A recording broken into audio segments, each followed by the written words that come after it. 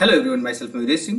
Friends, आज हम लोग आईएससी का सैम्पल पेपर मैथ्स का सॉल्व करने जा रहे हैं, जो कि वेबसाइट में उन्होंने प्रोवाइडेड कर दिया, जो कि टर्म 1 का है, सेमेस्टर 1 का। ठीक है, जिसमें मैं 3 वीडियो में इसको करूँगा, section A, section B, section C. ठीक है, तो यहाँ पे सेक्शन ए से स्टार्ट करते हैं। बहुत आसान पेपर है, कोई भी प्रॉब्लम नहीं, एक दो क्वेश्चन थोड़ी बहुत छोटी छोटी प्रॉब्लम है, उनको देखते हैं अभी हम लोग। तो पहला क्वेश्चन क्या दे रखा है? A function from real to real, यानी एक फंक्शन दे रखा है हमारा, कहाँ से कहाँ तक? रियल से रियल में। ठीक है,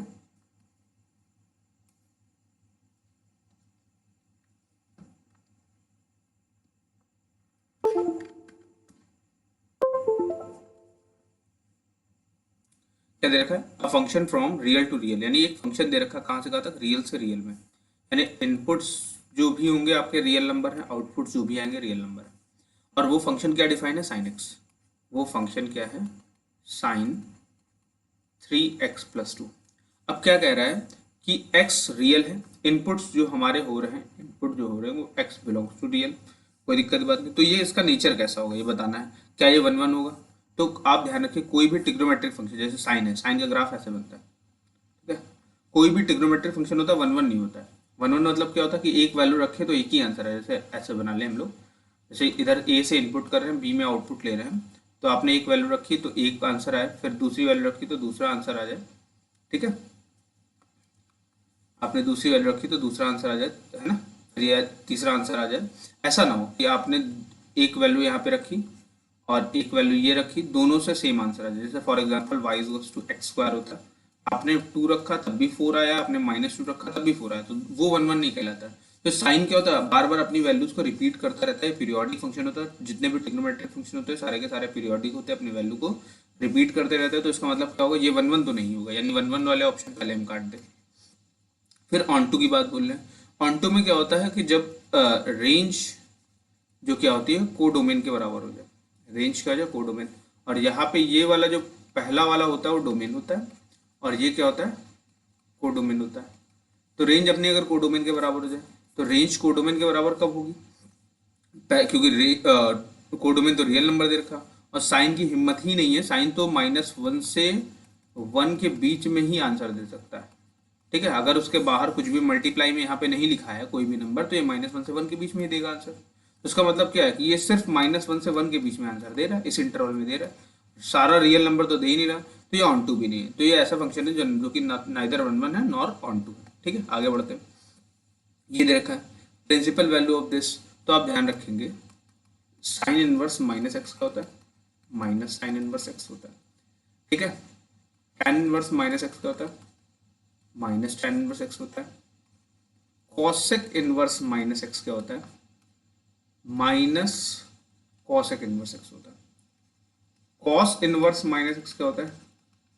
pi minus cos inverse x होता है। कॉट इनवर्स -x क्या होता है? Pi minus cot inverse x होता है। सेक इनवर्स -x क्या होता है? Pi minus sec inverse x होता है। ठीक है, तो यहाँ पे क्वेश्चन में क्या दे रखा है? कॉस इनवर्स -x लिख रखा है, कॉसेक इनवर्स। तो कॉसेक इनवर्स -x होने की वजह से क्या होगा? माइनस कॉसेक इनवर्स, ये x यहाँ पे √2 है तो यहाँ पे √2 हो जाएगा, माइनस कॉसेक इनवर्स √2 कब होता है? कॉसेक 45 डिग्री पे होता है। ठीक है, तो -45 डिग्री हो जाएगा। -45 बोले तो -π/4, that will be -π/4 is the solution. आगे बढ़ते हैं। अब दे रखा है if a set A containing 5 element और बी में 6 है। ठीक है, the number of 1 1 onto mapping from A to B, मतलब फंक्शन हमें एक ए से बी पे बनाना है। ठीक है, जिसमें ए में कितने एलिमेंट है? 5 है। मान लीजिए A1 A2 A3 A4, और इसमें क्या है? 6 एलिमेंट है, B1 B2 B3 B4 B5 B6 ये है। तो हमें क्या बोल रहा है कि हमें 1 1 ऑन टू मैपिंग बनानी। 1 1 के लिए क्या होगा कि एक एलिमेंट एक से ही मैच करे। ठीक है, मान लीजिए मैच कर गया, बहुत बढ़िया बात है ना? 5 थे तो A5 हो गया। ठीक, ए के वैल्यू रखने पे एक आंसर है। अब देखिए कह रहा कि ऑन टू भी होना चाहिए। ऑन टू होगा तो कोई भी एलिमेंट यहाँ का छूटता नहीं है। ये जो होता है ये कोडोमेन होता है, कोडोमेन। और जो आंसर आता है रेंज होता है। अगर मैं इस समय रेंज लिखूं इस डायग्राम के हिसाब से, तो मेरी रेंज के element B1 B2 B3 B4 B5 सिर्फ इतने एलिमेंट हैं। और कोडोमेन में 6 एलिमेंट है जो कि बराबर नहीं हो रहे हैं। या तो एक समय पे ये 1 1 हो सकता है फंक्शन, या तो एक समय पे ये ऑन टू हो सकता है। तो यानी एक साथ ये 1 1 और ऑन टू नहीं हो सकता। क्यों? जब तक दोनों में एलिमेंट सेम नहीं होंगे, और जब तक दोनों में एलिमेंट सेम नहीं होंगे तब तक 1 1 1 2 एक साथ नहीं हो सकता। यानी यहाँ पे जीरो मैपिंग ऐसी होंगी जो 1 1 और ऑन टू एक साथ होंगी। ठीक है, आगे बढ़ते हैं। नेक्स्ट क्वेश्चन देखते हैं फ्रेंड्स। ये दे रखा है फोर्थ क्वेश्चन। ये देख रखा है 2 sign inverse x plus cos inverse x. ये बीटा से छोटा है और अल्फा से बड़ा है। ठीक है, तो इसको ऐसे लिख सकते हैं 2 साइन इनवर्स एक्स जो लिखा है उसको दो बार एडिशन में लिख सकते हैं, यानी ऐसे sign inverse x plus sign inverse x plus cos inverse x. अब ये वैल्यू कितनी हो जाए? ये वैल्यू तो पाई/2 हो जाएगी, और प्लस यहाँ पे कितना बचेगा? साइन इनवर्स एक्स बचेगा। अब देखिए, यानी ये वैल्यू अब हमारी अल्फा और बीटा से छोटी है। ठीक, अब अगर हम एक काम करते हैं क्या कि हम लोग साइन इनवर्स एक्स की सिर्फ बात करते हैं। साइन इनवर्स एक्स क्या होता है? पाई/2 से छोटा और माइनस पाई/2 से बड़ा। अगर बोथ साइड हम लोग पाई/2 ऐड कर दें, ठीक है, तो इधर 0 आ जाएगा और इधर कितना आ जाएगा? पाई आ जाएगा। यानी ये जो सोल्यूशन है 0 से पाई के बीच में आएगा, यानी अल्फा बीटा जो होंगे 0 से पाई के बीच में होंगे। ठीक, और यहाँ पे इक्वल टू लगा तो ये ब्रैकेट जो होने चाहिए थे 0 से पाई होने चाहिए थे। ठीक, इंक्लूडेड ब्रैकेट। तो हम डी ऑप्शन के साथ चले जाएंगे। ये थोड़ी सी एरर है, इसमें कुछ नहीं कर सकते। ये करना यही चाहते थे कि 0 से पाई ऐसे बोल दे, लेकिन ये बोल गया ये वाला। ठीक है,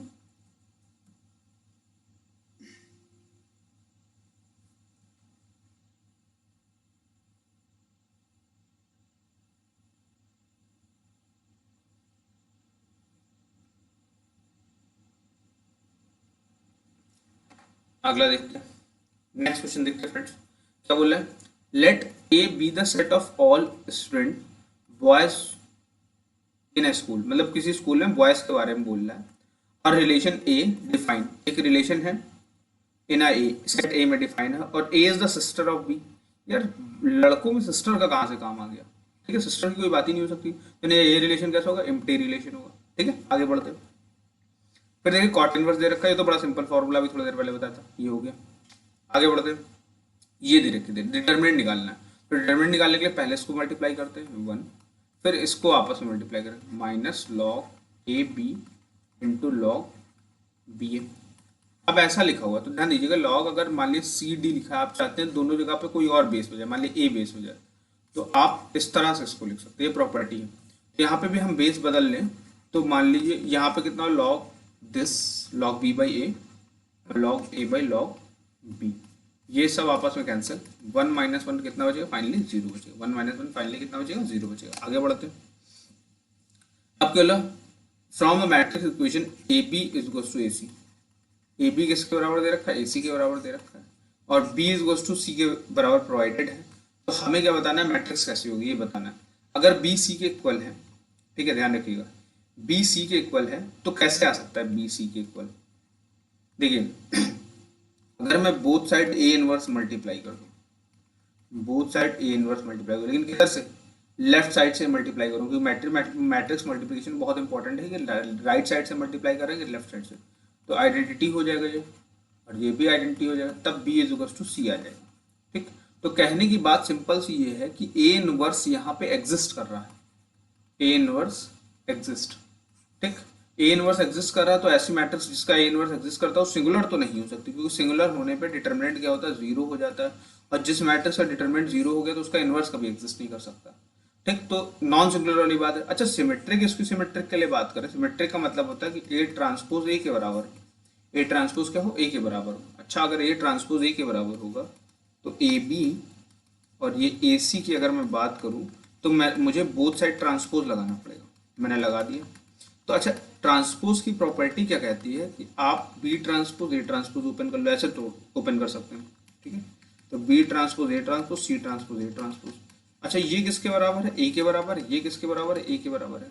अब फिर अगर हम A inverse A both side से हटा दें तो कंपेयर करेंगे तो ये आएगा अपने पास। ठीक, तो ये पॉसिबल नहीं है। ठीक है, मतलब क्योंकि ये तो दिया ही नहीं ना, प्रोवाइडेड ही नहीं, और इसकी सिमेट्रिक में वही कंडीशन आ जाएगी, यही वापस फिर से आएगा। इसका मतलब नॉन सिंगुलर हमारा करेक्ट आंसर होगा। आगे बढ़ते हैं। फिर क्या बोला? The transfer of the row matrix अगर कोई, सॉरी, कॉलम मैट्रिक्स अगर कोई भी होगी, कॉलम मैट्रिक्स क्या होती है? ये A B C single column खड़ा हो, इसका ट्रांसपोज करोगे तो कंप्लीटली रो मैट्रिक्स बन जाती है। ठीक है, आगे बढ़ते हैं।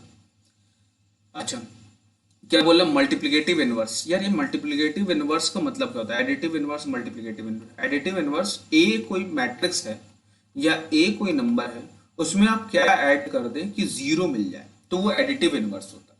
ठीक, तो आप क्या ऐड कर दें, इसमें माइनस ए ऐड कर दें, इसमें माइनस ए कर दे, तो एडिटिव इनवर्स। यानी अगर टू कोई नंबर है तो उसका माइनस टू क्या है? Additive inverse. थ्री कोई नंबर है तो उसका माइनस थ्री क्या है? एडिटिव इनवर्स है। इसी तरह से आपके पास ए कोई नंबर है, उसमें आप वन बाई ए मल्टीप्लाई करो तो वापस आपको वन मिल रहा है, यानी वन बाई ए क्या होगा? Multiplicative inverse. यानी कि ऐसा कौन सी चीज किसी मैट्रिक्स में मल्टीप्लाई कर दे वापस हमें वन मिल जाए, मैट्रिक्स का वन होता है आइडेंटिटी, तो वो क्या होता है? A inverse. ए इनवर्स अगर हम उसमें मल्टीप्लाई कर दें हमें तो क्या मिल जाएगा? आइडेंटिटी। और ए इनवर्स हम जानते हैं बराबर किसके होता है? Adjoint of A upon determinant of A, तो that will be the solution. ठीक है, तो मल्टीप्लिकेटिव इनवर्स ऐसा नंबर, ऐसी चीज जो मल्टीप्लाई करने पे वापस आइडेंटिटी दे दे, वन दे दे।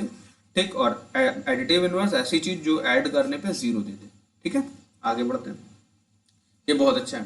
अब देखिए यहाँ पे ये प्रॉपर्टी है, इनवर्स की प्रॉपर्टी है कि भैया A inverse B inverse A inverse के फॉर्म में ओपन होता है। इसी तरह से ट्रांसपोज जो होता है वो बी ट्रांसपोज ए ट्रांसपोज के फॉर्मेट में ओपन होता है। तो यानी ये हमारा सोल्यूशन हो जाएगा। ठीक है, आगे बढ़ते हैं। अब देखिए ये बहुत अच्छा है। अगर किसी मैट्रिक्स में हम ये A B C D E F G H ऐसे लिखें, जी एच आई, और आप के कोई एलिमेंट मल्टीप्लाई कर दें, वो के एलिमेंट हर जगह पे जा करके मल्टीप्लाई हो जाते हैं हर एलिमेंट में, मैट्रिक्स में। ठीक, के सी के एफ के आई। लेकिन अगर आप के कॉम अब यहाँ से अगर के कॉमन लेंगे तो वापस ऐसा आ जाएगा, लेकिन डिटर्मिनेंट में ऐसा नहीं होता। डिटर्मिनेंट में क्या होता है कि पूरी रो सिर्फ एक ही रो या कॉलम में मल्टीप्लाई होगा। यानी अगर मैं कॉमन लूंगा तो सिर्फ एक के इस वाले कॉलम से कॉमन मिलेगा, फिर एक के इस वाले कॉमन से मिलेगा जिससे यहाँ पे स्क्वायर हो जाएगा, फिर एक के इस वाले कॉलम से कॉमन मिलेगा जिससे यहाँ पे क्यूब हो जाएगा। बचेगा कितना? A x p b y q c z r, और इसका डिटर्मिनेंट कितना दे रखा? डेल्टा। इसका डिटर्मिनेंट कितना दे रखा? Delta. That is the solution. आगे बढ़ते हैं। अब देखिए ये सवाल दे रखा गया ये सवाल देखते हैं। ये y is to t square लिखा है और यहाँ पे t is to x plus three लिखा है। तो यानी y की डिपेंडेंसी एक तरीके से t पे है और t x पे डिपेंडेंट है, यानी x प्लस थ्री का होल स्क्वायर लिख सकते हैं। तो यानी dy बाई डी एक्स अगर मैं करूँगा तो यानी 2x प्लस थ्री आ जाएगा। फिर मुझे पावर का करने के बाद मुझे x प्लस थ्री का भी करना पड़ेगा। x प्लस थ्री का करते ही यहाँ पे क्या बचेगा? 2x प्लस थ्री, और सिर्फ क्या बचेगा? 1 बचेगा। यानी यहाँ पे 2x प्लस थ्री आ गया तुम्हारे पास। ये बी वाला ऑप्शन क्या हो गया? अपना करेक्ट हो गया। लेकिन अभी एक और चीज देखते हैं कि y किस पे डिपेंडेंट है? t पे। तो dy बाई डी टी कितना आएगा? 2t आएगा। dy बाई डी टी कितना आएगा? 2t आएगा। और अगर मैं x की वैल्यू देखूं तो वो t माइनस थ्री आएगा। तो dx बाई डी टी कितना आ जाएगा तुम्हारा? ये 1 आ जाएगा। तो अब dy बाई डी टी और dx बाई डी टी को अगर मैं डिवाइड करूं तो ये बन जाएगा dy बाई dx, और ये यानी इसको अपॉन इसको करना है, यानी 2t अपॉन कितना करना? 1 करना। तो दैट विल बी 2t आ जाएगा। यानी अगर ये t भी रख दूं तो ये भी 2t है। तो यानी ये वाला ऑप्शन दोनों ऑप्शन क्या रखते हैं? बी और सी। ठीक, आगे बढ़ते हैं। तो यहाँ पे हमारे पास कोई ऑप्शन, ये भाई सैंपल पेपर उन्होंने बना के दिया है, तो हम दो में से कोई भी ऑप्शन लगाओगे मार्क्स मिलेंगे। ठीक, इन केस अगर कोई क्वेश्चन रॉन्ग होता है तो उस क्वेश्चन के मार्क्स सबको दिए जाते हैं, सारे बच्चों को। आगे बढ़ते हैं। ये डिफरेंशियबिलिटी की बात कर रहा है कि ये डिफरेंशियबल होगा कि नहीं होगा। डिफरेंशियबल होने वाला फंक्शन ऑलवेज कॉन्टिन्यूअस होता है। ठीक, तो डिफरेंशियबिलिटी, पहली बात, कोई भी मॉड फंक्शन लिखा हुआ एक्स प्लस वन ऐसे करके लिखा हुआ, तो अंदर वाली वैल्यू जिस पॉइंट पे जीरो हो रही होगी, देखिए माइनस वन पे जीरो हो रही, तो उस पॉइंट पे फंक्शन डिफरेंशियबल ही नहीं होगा, है ना। मॉड एक्स जीरो हो रहा है तो यानी जीरो पे डिफरेंशियबल नहीं होगा। बाकी दुनिया, पूरी दुनिया में डिफरेंशियबल होगा, लेकिन जीरो पे डिफरेंशियबल नहीं होगा ये फंक्शन। यानी एक्स मॉड एक्स कहाँ पे? जीरो पे नहीं है, तो माइनस इन्फिनिटी से जीरो, और फिर जीरो को हटा दिया है प्लस, यानी जीरो को हटा देना, यानी पूरी नंबर लाइन लेनी है, सिर्फ जीरो वाला पोर्शन जो होगा, ये जो जीरो होगा इसको हटाना है। तो यानी जीरो से इधर पूरा, जीरो से इधर, तो यानी ये वाला बी वाला ऑप्शन करेक्ट हो जाएगा। आगे बढ़ते हैं। ये चाहिए, इसका डिफरेंशिएशन करना है, इसका डिफरेंशिएशन करना है। अब देखिए साइन इनवर्स एक्स दे रखा है, ये pi by two minus sine inverse y हो जाएगा। ठीक, अच्छा तो यानी साइन इनवर्स एक्स किस में कन्वर्ट हो जाएगा? कॉस इनवर्स वाई में, क्योंकि आइडेंटिटी होती क्या होती है कि sine inverse x plus sine n cos inverse x is equal to pi by two होता है। उसी का इस्तेमाल करके हमने इसको ऐसे लिख दिया। अब देखिए कन्वर्जन कर लें, क्या इसको साइन में कन्वर्ट कर लें? तो ध्यान दीजिए, अगर कोई ट्रायंगल बना है उसका बेस यानी ये y1 है, y है ये, और हाइपोटेन्यूज 1 है, तो ये क्या आएगा 1 माइनस वाई स्क्वायर। अब साइन लिख दे इसको, तो sine inverse under root 1 minus y square आ जाएगा। अब बोथ साइड साइन गायब कर दे, दिस 1 माइनस वाई स्क्वायर। अब स्क्वायरिंग बोथ साइड कर दे, 1 माइनस वाई स्क्वायर। डिफरेंशिएट करें तो 2x बचेगा यहाँ पे, और यहाँ पे माइनस का 2y dy by d x, तो ये माइनस का x by y d y by d x, minus का क्या बचेगा x by y d by d x. तो that will be the solution, B वाला पोर्शन सोल्यूशन हो जाएगा। ठीक, आगे बढ़ते हैं। अब देखिए दे रखा log 1 plus x upon x. अगर मैं लिमिट रखूँ यहाँ पे पहले, तो log 1 plus x upon x, मतलब जब x जो है x अप्रोचेस टू 0, उस समय ये log 1 बचेगा या 0 बचेगा। ये 0 बाई 0 फॉर्मेट है, तो हम लोग क्या लगा देंगे, लॉपिटल रूल लगा देंगे, है ना। लॉपिटल लगाने पे बाद क्या हो जाएगा, ऊपर भी डिफरेंशिएट करेंगे, ठीक है, ऊपर भी डिफरेंशिएट करते हैं, ऊपर भी डिफरेंशिएट करते हैं 1 बाई एक्स हो जाएगा, और नीचे डिफरेंशिएट करें 1 बचेगा। अब जरा लिमिट रख दें तो 1 प्लस 1 बाई 0 1 बचेगा, तो 1 इज द सोल्यूशन इसका। बहुत आसान क्वेश्चन दिया। अगला क्वेश्चन देखते हैं। अब बोल रहा है कि एक्स की किस वैल्यू पे डिटरमिनेंट 0 होगा, तो हमें नहीं पता। हम एक काम करते हैं कि वैल्यूज रखना स्टार्ट कर देते हैं। एक्स यहाँ पे हमने 6 रखा, तो यहाँ -3 आएगा, यहाँ पे 6 आ गया, 3 आएगा, -6 आएगा, यहाँ पे कितना आ जाएगा हमारे पास, -3 आएगा, यहाँ पे 3 आ जाएगा हमारे पास, ठीक है। यहाँ पे 3 3 और यहाँ पे -3, हम एक्सपेंड करते हैं -3, तो ये आ जाएगा 9 -9, बहुत अच्छी बात है। -6 कर लिया तो आ जाएगा +18 -9 आ जाएगा, ठीक है। फिर +3 हमने कर लिया, तो यहाँ पे आ जाएगा -18 + 9 आ जाएगा।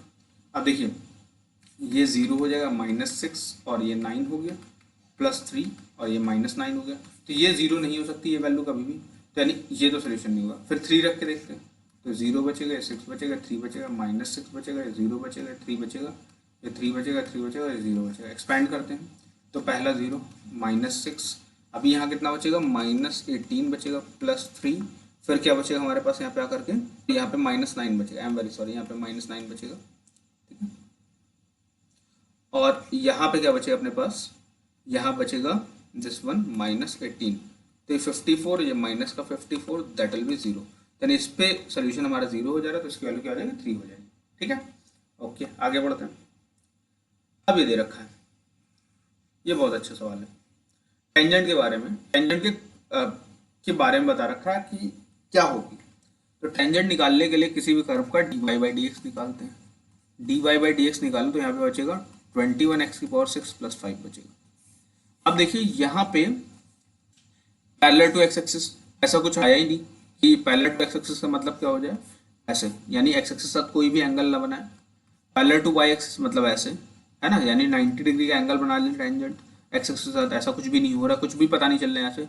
एक्यूट एंगल मतलब ये वाला एंगल, छोटा एंगल हो, ठीक है। और ऑब्ट्यूज एंगल मतलब कुछ भी वाई एक्सिस के साथ ऐसा कुछ एंगल बना रहा हो, ठीक है, बड़ा सा एंगल बना रहा हो, तो ऐसा कुछ नहीं हो रहा है यहाँ पे, ठीक। तो अगर हम बात करें यहाँ पे आकर के, तो यहाँ पे ये वाला एंगल देखिए, ये वाला पॉइंट देखिए, ये वाला, ये तीसरा पॉइंट, थर्ड पॉइंट देखिए। यहाँ पे आप एक्स की कोई भी वैल्यू रखिए, आप एक्स की कोई भी वैल्यू रखिए, ये आनी वैल्यू पॉजिटिव है, और 10 पॉजिटिव कब होता है, 90 से छोटे पे, तो यानी ये वाला ऑप्शन बिल्कुल परफेक्ट ऑप्शन मैच कर रहा है, सी वाला। आगे बढ़ते हैं। अब बोल रहे हैं what will be the derivative of this with respect to this. तो पहली बात ये क्या होता है, ये 2 tan इनवर्स एक्स होता है, और ये क्या होता है, ये भी 2 tan इनवर्स एक्स होता है। यानी अगर मैं इसको y ले लूँ और इसको z ले लूँ, मैं dy बाई डी एक्स करूँ तो भी मेरा 2/1 + x² हो रहा है, और dz बाई डी एक्स करूँ तब भी 2/1 + x² आ रहा है, और मुझे dy बाई dz चाहिए, यानी y को z के रेस्पेक्ट में डिफरेंशिएट करना है। तो दोनों को डिवाइड करेंगे तो कितना बचेगा, 1 बचेगा, तो 1 इज द सोल्यूशन। आगे बढ़ते हैं। देखिए विद रिस्पेक्ट डेरिवेटिव का मतलब क्या होता है, विद रिस्पेक्ट डेरिवेटिव का मतलब सिंपल सा ये होता है कि इसको आपको इसके रिस्पेक्ट में करना है, यानी अगर ये y है और ये z है, अगर इसको हमने y लेट कर रखा है, इसको अगर हमने z लेट कर रखा है, तो y को z के रिस्पेक्ट में डेरिवेट करना है। आगे बढ़ते हैं। अच्छा, रामू परचेज 5 tan 3 बैग ऐसे बोल रहा है, तो 5x + 3y + z = 16 पे करने उसको, इस तरह से 2x + y + 3z = 19 उसको पे करने पड़ेंगे। फिर इस तरह से x + 2y+4 z = 25 उसको पे करने पड़ेंगे। उसको मैट्रिक्स फॉर्मेशन में भी लिख सकते हैं, जैसे 5 3 1 2 1 3 1 2 और यहाँ पे 4 = 16 19 और 25, या बाद में XYZ आ जाता है। ठीक है, ध्यान रखिएगा XYZ आ जाता है। तो यानी ये फॉर्मेशन कह रहा कौन सी इक्वेशन बनेगी कॉस्ट ऑफ, तो सारी बननी है, सारी के सारी बननी है। ये अपना सोल्यूशन हो गया। आगे बढ़ते हैं। अच्छा, इसका डिटरमिनेंट चाहिए इनको। डिटरमिनेंट मतलब इस वैल्यू का तो कोई दिक्कत की बात नहीं, निकाल लेते हैं 5। और ये डिटरमिनेंट जो आया ना, ये इसी का पूछ रहे हैं, इसका ही डिटरमिनेंट पूछ रहे हैं। ये पूरा एक पैसेज टाइप का क्वेश्चन है ना, केस स्टडी टाइप की इन्होंने बना दी है उसको। अब देखिए 5, फिर 1 3 2 4, फिर -3, ठीक है, तो 2 3 1 4 +1 2 1 1 2, तो 4 -6 -3 हो जाएगा।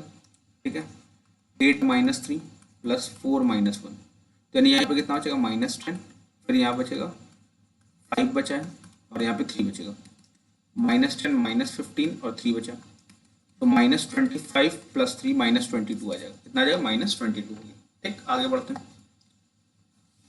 फिर क्या बोल रहा है यहाँ पे, एडजॉइंट में ये एलिमेंट और ये एलिमेंट, इस एलिमेंट का एड्रेस क्या होता है। एडजॉइंट ऑफ ए पहली बात होता है, लिख लिखाते हैं।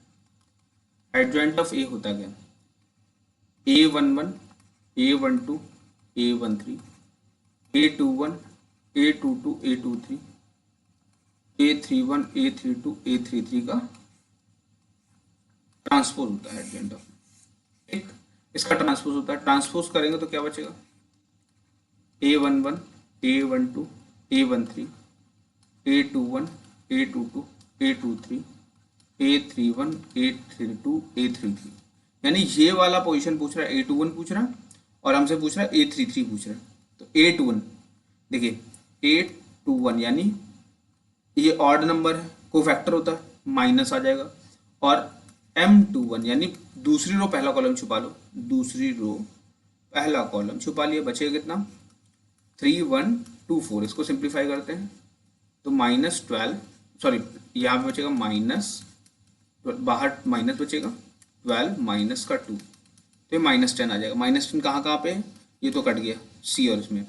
अच्छा, Y के बारे में, A33 के बारे में बात करेंगे, तो A33 की बात करो तो ये तो इवन आ जाएगा, प्लस का M33, यानी तीसरी रो तीसरा कॉलम छुपा लो, बचे कितना 5 3 2 1। इसको सिंप्लीफाई करेंगे 5 -6 तो -1 आ गया, यानी ये A वाला ऑप्शन अपना करेक्ट हो गया। आगे बढ़ते हैं। Cost of the pen. अब देखिए उसने यहाँ से आपसे एडजॉइंट निकलवा लिया है। अगर मैं एडजॉइंट को लिखने की कोशिश करूँ, मैं अगर मैं एडजॉइंट लिखूँ तो अपना क्या बचेगा, -2 -10 8 -5 19 -13 3 -7 -1। देख लेता हूँ पीछे कोई एरर तो नहीं, हाँ सही है, ठीक पूरा सही है। अब हमें बोल रहा है कि और डिटरमिनेंट ऑफ ए, ये एडजॉइंट ऑफ ए हो गया, और डिटरमिनेंट ऑफ ए आपका क्या आ गया, डिटरमिनेंट ऑफ ए आपका आया था -22। तो हमें कॉस्ट ऑफ पेन यानी एक्स निकालने को बोल रहा है। पेन की अगर हम बात करें तो पेन को क्या लेट कर रखा है, देखिए एक्स, पेन के बारे में जो भी बात हो रही है सारा एक्स से बात हो रही है। ठीक है, तो अगर मैं बात करूं, ये तो अपने आ गया, तो हमें ए इनवर्स निकालना है। क्यों ए इनवर्स निकालना, क्योंकि एक्स जब ax = b का फॉर्मेट लिखते हैं तो x = क्या होता है b x क्या होता है a इनवर्स इंटू b होता है। ठीक है, x क्या होता है a इनवर्स इंटू b। तो हमें a इनवर्स निकालना है। a इनवर्स क्या होता है, a इनवर्स होता है adjoint of a upon determinant of a। और b अपने पास क्या दे रखा था, b अगर देखिए अपने पास दे रखा गया था 16 19 25। आगे बढ़ते हैं, यहाँ पे देखते हैं यहाँ पे क्या आ जाएगा, दैट इज 16 19 25। और अगर रख देते हैं यहाँ पे ये -22, ये -2 -10 8, ये पहले ही रो से सारा खेल निकल आएगा। x की वैल्यू पहली रो में तो है, ये XYZ। ठीक है, तो इसको मल्टीप्लाई करेंगे तो कितना बचेगा, -32 -190 +200 डिवाइडेड बाई -22। देखिए -22 है, देखिए मेरी राइटिंग बहुत गंदी है, उसमें कोई मैं कुछ कर नहीं सकता। अब यहाँ पे -22 बचेगा और माइनस का 1/22।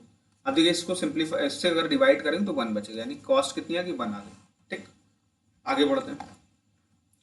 ये देखिए normal window constructed by the journey, कितना अच्छा फिगर बना है, इतना अच्छा तो मेरे घर का बना हो तो क्या बात थी, पेड़ भी लगे बगल में। अब देखिए क्या बोल रहे हैं, normal window constructed by the joining semi circle of the top of the ordinary rectangular, ये ब्ला ब्ला दे रखा है, total parameter of the window is 10। अब देखो यार ये विंडो कैसे बनाई, लोगों ने ऐसे बनाई, ये रही, ये वाई है और ये एक्स है। तो यार इस सर्कल की रेडियस क्या होगी, ये भी तो एक्स होगा और ये भी क्या होगा, वाई होगा। तो सर्कल की रेडियस क्या हो जाएगी, x/2, ये रही रेडियस। अच्छा पैरामीटर क्या होता है, पैरामीटर क्या होता है, अगर मान लो ये पॉइंट ए है तो तुम टहलने निकलो, पूरे मार्केट को टहल के आओ, वापस ए पे चले आओ, पूरा मैदान टहल के चले आओ, वापस ए पे चले आओ, यानी पूरी विंडो टहल के चले आओ, वापस ए पे चले आओ। तो पूरी विंडो टहलने में एक बार एक्स मिलेगा, दो बार वाई मिलेगा और एक बार ये सेमी सर्कल मिलेगा। और सेमी सर्कल का पैरामीटर क्या होता है, पाई आर होता है ना। कितना होता है, पाई आर होता है, ठीक, क्योंकि इन जनरल पाई आर होता है और सेमी सर्कल का पाई आर बाई 2 हो जाएगा। कितना हो जाएगा, पाई आर बाई 2 हो जाएगा, ठीक, ओके।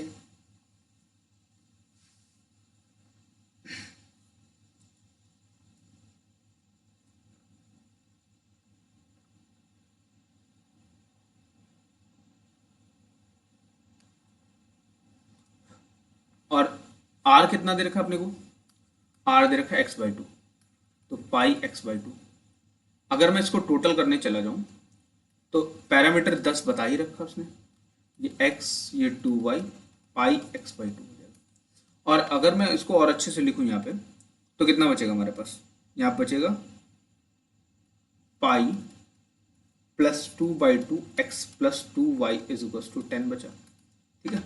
और अगर मैं इसको और अच्छे से इधर लिखूं तो 10 माइनस पाई +2/x/2, ये 2y होगा। और अच्छे से लिखूं तो 20 पाई +2x/2 = 2y, और y को नीचे मल्टीप्लाई कर दो तो 20 पाई +2x/4 = y बचेगा, इतना बचा, ठीक। अब देखिए इतना बचा है, तो अब अगर हम गौर से देखें इसको तो y का x में रिलेशन पूछ रहा है और ये c वाला डायरेक्ट दिख रहा है हम लोग, ठीक है। आगे बढ़ते हैं, area, area of the window की बात कर रहा है हमारा, सनलाइट जिससे आएगी हमारी, तो एरिया यार यही वाला तो एरिया होगा, इसी से तो सनलाइट आ रही है, यानी सेमी सर्कल का एरिया और रेक्टेंगल का एरिया इनको चाहिए। तो सेमी सर्कल का एरिया क्या होगा, πr² / 2, और रेक्टेंगल का एरिया क्या हो जाएगा हमारा, x/y। रेक्टेंगल का एरिया कितना हो जाएगा, x/y हो जाएगा, ठीक। और अगर मैं रेडियस की बात करूँ, यहाँ पे रेडियस की बात करूँ तो पाई x²/4 हो जाएगी, 4, ठीक है, ये हो गई। और 2 ये वाला पहले से, तो यानी यहाँ पे 8 हो जाएगा प्लस x। और y की वैल्यू कितनी आई थी, 20 माइनस पाई +2x/4 आया था। और मैं अगर इसको मल्टीप्लाई कर दूं यहाँ पे तो यहाँ पे 5x माइनस पाई +2x/4 और ये x² आ जाएगा, ठीक है। और भी ज़्यादा अगर मैं मल्टीप्लाई करने की कोशिश करूँ तो a π/8x² प्लस यहाँ पे 5x तो है ही, माइनस π/4x² प्लस x²/2, इतना, सॉरी माइनस x²/2 इतना बचा, क्योंकि ये वाला इससे 2 से कैंसिल आउट हो जाएगा, ठीक है। अब देखिए ये और ये आधा, ये π/8 π/4 का आधा है, तो ये 5x माइनस π/8x² और माइनस x²/2, यानी कौन सा आंसर सही हो जाएगा, ये वाला सही हो जाएगा, ठीक है, ये वाला करेक्ट आंसर होगा। अगला देख रहे हैं, for what maximum value a will be the radius of the semi circle. कौन सी मैक्सिमम वैल्यू के लिए, a के लिए मैक्सिमम की बात करो तो उसको डिफरेंशिएट करना पड़ेगा, तो dA/dx कर देते हैं, तो 5 बचेगा और π/4x बचेगा और ये x बचेगा। इसको डिफरेंशिएट करेंगे तो 2 आगे आ जाएगा, ठीक है। और इसको 0 पुट कर देंगे, पुट dA/dx क्या कर देंगे, 0 पुट कर देंगे, तो 0 पुट करके 5 माइनस π/4x माइनस x = 0 बचा, ठीक है। तो यानी अगर मैं देखूं तो π/4 + 1x = 5 हो गया, तो यानी x की वैल्यू अगर मैं इसको सिंप्लीफाई कर लूं तो पाई +4/4 होगा, 20/π +4, तो x की वैल्यू कितनी आएगी, 20/π +4। बट अगर रेडियस याद करें तो ये x/2 थी, तो यानी 10/π+4, तो दैट इज द सोल्यूशन। ये सी वाला अपना सोल्यूशन हो जाएगा। ठीक है, आगे बढ़ते हैं। ये फिर से क्वेश्चन कॉपी हो गया गलती से, नहीं, maximum value of a that the length of rectangle of y will be equal to. अच्छा, एज एक्स जब आया था हमारा 20/π+4, तब वाई कितना होगा, ये वाई पूछना चाह रहे हैं। तो अगर हम बात करें वाई, हमने सबसे पहले रिलेशन में क्या निकाला था, ये रहा। हम लोगों ने वाई की value in the terms of x निकाली, वो क्या निकाली, ये सी ऑप्शन नहीं, सॉरी ये डी होगा। ठीक है, ये निकाली है 20,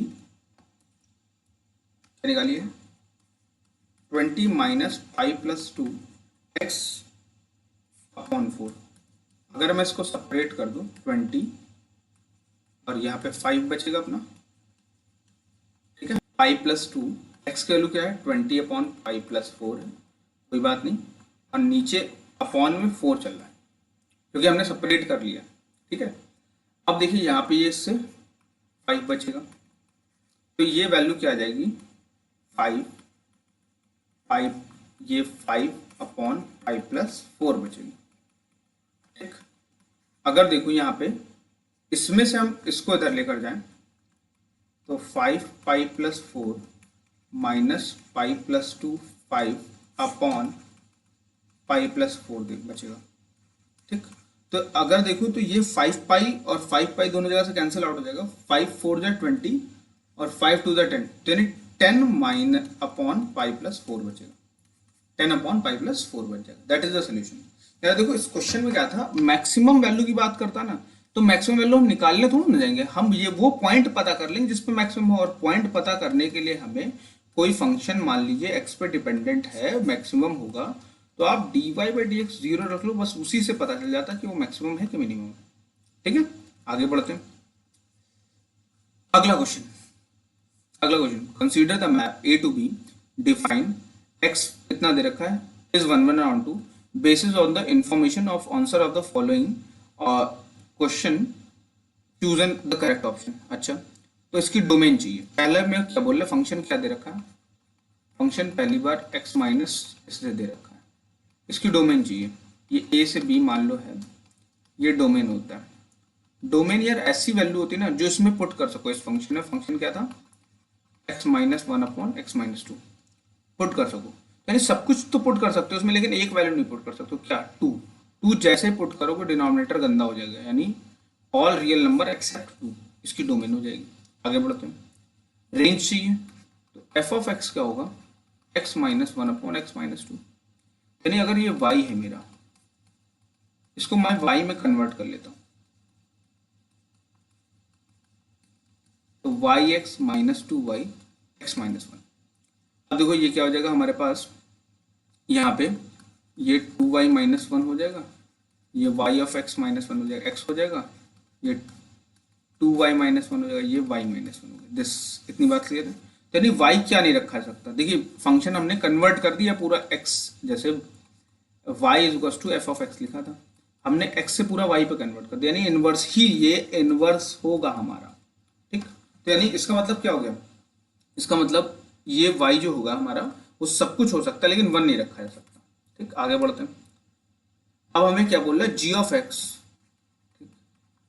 2x - 2/x - 1 - 1 हो जाएगा, 2x - 4/x - 1 - 1 हो जाएगा, 2x - 4 x - 1/x - 1, यानी 2x - 4 - x + 1/x - 1। ठीक है, ओके। फिर उसके बाद क्या बचेगा हमारे पास, यहाँ पे x बचेगा और यहाँ पे -3 बचेगा, अपॉन में क्या बचेगा x - 1 बचेगा। आई थिंक ये नहीं था, x - 2 था, यहाँ पे 2 था और यहाँ पे 1 था। ठीक, तो यहाँ पे कितना है 2 आ जाएगा और यहाँ पे 2 बचेगा और यहाँ पे आपका 2 आ जाएगा, तो यहाँ पे 2 है, तो ऊपर सिर्फ x बचेगा आपके पास, नीचे बचेगा x - 2, सिंप्लीफाई करने पे ये आ जाएगा। क्या बोल रहा है, f(x) set to be 1 1, f(x) 1 1 कहलाएगा कब, जब आप f(x1) f(x2) के बराबर रखो और आपको सॉल्व करने पे x1 x2 के बराबर मिल जाता है, तो 1 1 कहलाता है। ठीक है, तो फ्रेंड्स हम लोगों ने यहाँ पे सेक्शन ए को कम्प्लीटली सॉल्व कर लिया है। अब फिर हम लोग इसी में सेक्शन बी को सॉल्व करेंगे इसके बाद, और सेक्शन सी को सॉल्व करेंगे। तो जिससे हमारा पूरा सैम्पल पेपर सॉल्व हो जाएगा। फ्रेंड्स मैंने थोड़ा सा जल्दी सॉल्व किया इसको, और अगर आपने मेरे प्रीवियस लेक्चर या वीडियोस देख रखे हैं जो मैं कॉन्टिन्यूसली अपलोड करते जा रहा हूँ, तो आपको बहुत आसानी होगी, क्योंकि मैंने पहले सब्जेक्टिव के हिसाब से बनाया, धीमे धीमे मैं ऑब्जेक्टिव के हिसाब से वीडियोस बनाता जा रहा हूँ। ठीक, तो उससे आपको बहुत आसानी होगी क्वेश्चन पेपर को सॉल्व करने में, और मैं आपको बहुत सारे ऑब्जेक्टिव क्वेश्चंस भी अपलोड करूंगा साथ में। तो फ्रेंड्स आपको मेरा वीडियो अच्छा लगा तो इसको मेरे चैनल को सब्सक्राइब करें, लोगों तक पहुंचाएं, अपने फ्रेंड्स इसको जरूर शेयर करें। Thank you friends, thank you very much.